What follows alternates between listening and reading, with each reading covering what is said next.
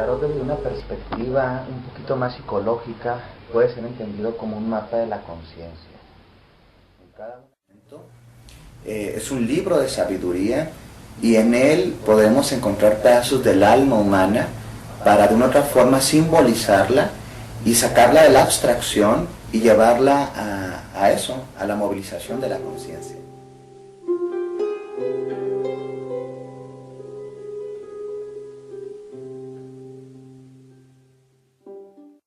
En cada una de sus cartas encontramos de forma óptica, a través de este lenguaje óptico, toda una serie de símbolos, evocaciones, colores, ¿sí?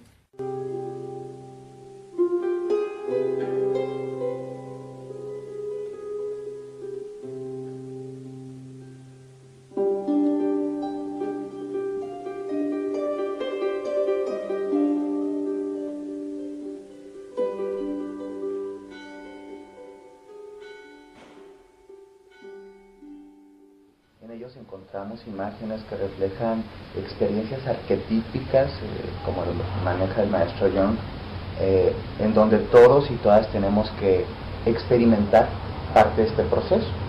Entonces, hay imágenes tan impactantes como de pronto la muerte, ¿sí?, que evoca mucho miedo en esta cultura que ha tratado de esconder esto que tiene que ver con la muerte, porque lo asociamos inmediatamente a la muerte física. Sin embargo, a nivel arquetípico, la muerte simplemente es un salto transformador en donde la conciencia pasa de un estadio establecido a uno nuevo.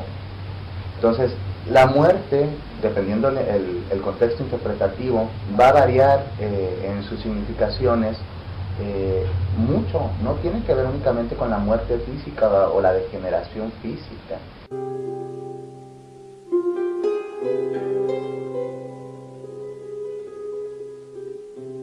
Y que después de la muerte siempre hay algo nuevo o algo que crece en la vida. Encontramos imágenes también que pueden ser más armonizadoras o que la gente de pronto la interpretamos desde un lugar más positivo, más amable a la vista, como por ejemplo esta carta, ¿sí?, que es la número 14, la templanza, en donde encontramos generalmente en la mayoría de los tarots un ángel o un ser alado que está vaciando los contenedores de unas copas, vasijas o cántaros.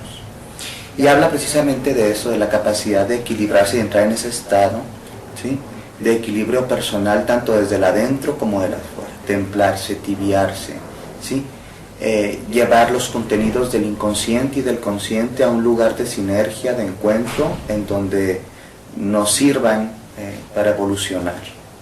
Encontramos otras cartas y depende de los ilustradores y de las versiones del tarot, porque hay un montón de versiones actualmente. Aquí en mis manos tengo una versión reconstruida del tarot marsellés, que se encuentra dentro de los mazos más...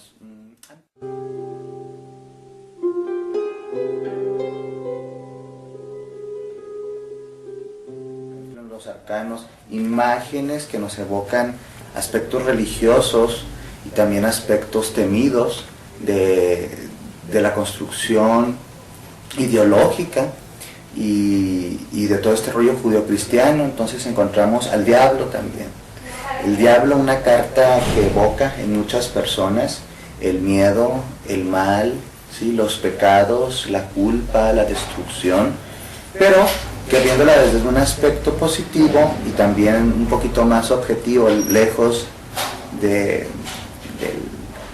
bagaje religioso que podamos tener, pues habla de un aspecto muy primitivo en nosotros, el aspecto instintivo, que nos tiene de una u otra forma atados, ¿sí?, a la corporeidad, a las pulsiones, a los instintos, a las pasiones, y que en muchos sentidos a nivel psíquico se han reprimido por ideologías, pues sí, religiosas, morales y éticas, y ha quedado relegado a la sombra psíquica del ser humano. Estamos viendo que el tarot es una herramienta de conocimiento, pero que primero tenemos que entender desde un lugar más objetivo las figuras que aquí se plantean, porque de pronto uno llega como neófito y ve las figuras y tenemos un montón de bagajes culturales en donde se nos ha dicho esto, lo otro, aquello, Y creo que para poder empezar a interpretar el tarot, primero tenemos que desapegarnos de ciertos contenidos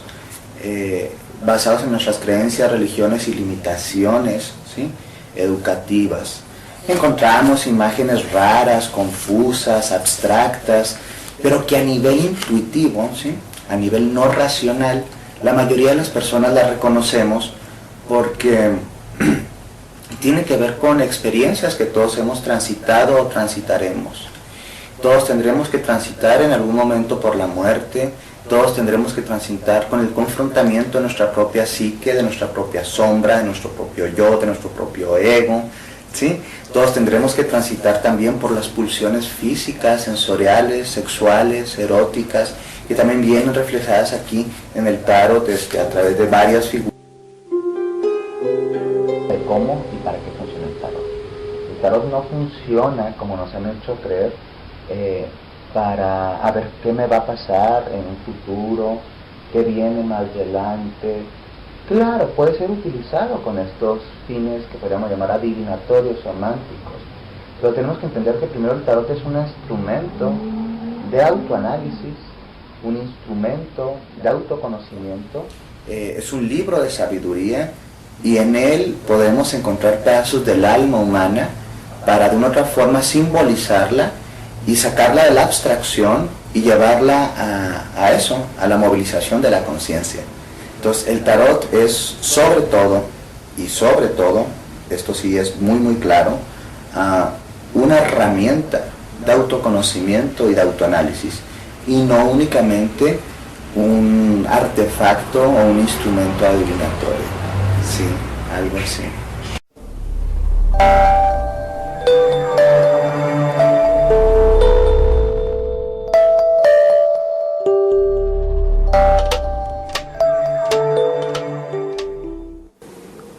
Cuando hablamos de arquetipos de tarot, o los arquetipos que están reflejados en las cartas del tarot, generalmente se nos viene a la mente las ideas de Carl Jung.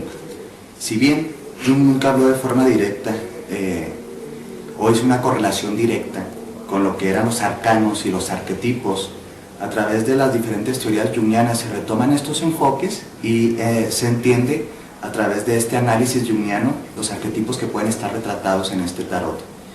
En cualquier tarot, si realmente es un tarot, vamos a encontrar los 21 arcanos, ¿sí?, mayores, o 22.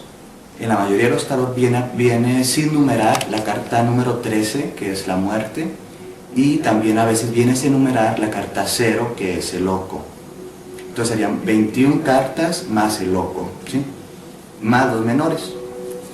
Los arquetipos del tarot reflejan no únicamente las experiencias cotidianas, ¿sí?, arquetípicas de la vida humana, sino las experiencias más únicas, espirituales o evolutivas. Entonces, encontramos, por ejemplo, en los primeros naipes o en las primeras cartas, la carta número 1 del tarot, que simboliza al mago, ¿sí? Este es un tarot medianamente joven, ¿sí?, reconstruido, que es el Rider Waite, ¿sí?, que viene de la tradición un poquito más occidental, más que tiene que ver con el movimiento de la Golden Dawn, ¿sí? Entonces, en esta carta aparece la carta número 1 después del 0 y representa un mago un poquito más medieval. En esta carta podemos visualizar los arquetipos básicos de la creación desde lo masculino. Cada carta es un espejo o una ventana hacia el alma humana. Vamos a encontrar cosas que tienen que ver con la muerte, con la vida, con la construcción, con la destrucción, con la maternidad, con la paternidad. Ciclos interesantes de construcción humana interior, pero también de manifestación exterior. Un arquetipo es esa imagen primordial que está en la psique humana y que construye, ¿sí?, la realidad tal y cual la conocemos. Por ejemplo, aquí en nuestra sociedad de pronto entendemos el amor, ¿sí?, el amor entre seres humanos. Bueno, pero eso también existía en todos los tiempos, en todas las culturas y en todas las denominaciones religiosas. La muerte también como algo permanente, como algo eterno, ¿sí?, es algo que se ha experimentado de formas diferentes a nivel cultural, pero que esencialmente es lo mismo. el parto, el nacimiento, la confrontación con los dolores interiores o los dolores del alma, ¿sí? La salud, la enfermedad. Todo eso tiene que ver con características colectivas, generales, y que a grosso modo podríamos llamar arquetipos. Estos arquetipos están en el tarot, y por eso el tarot nos ayuda a través de la sincronicidad a entender cómo funcionan, ¿sí? Cómo los estamos experimentando, y a veces nos puede ayudar, ¿sí? A entender cómo tener una perspectiva más arquetípica de nuestra existencia.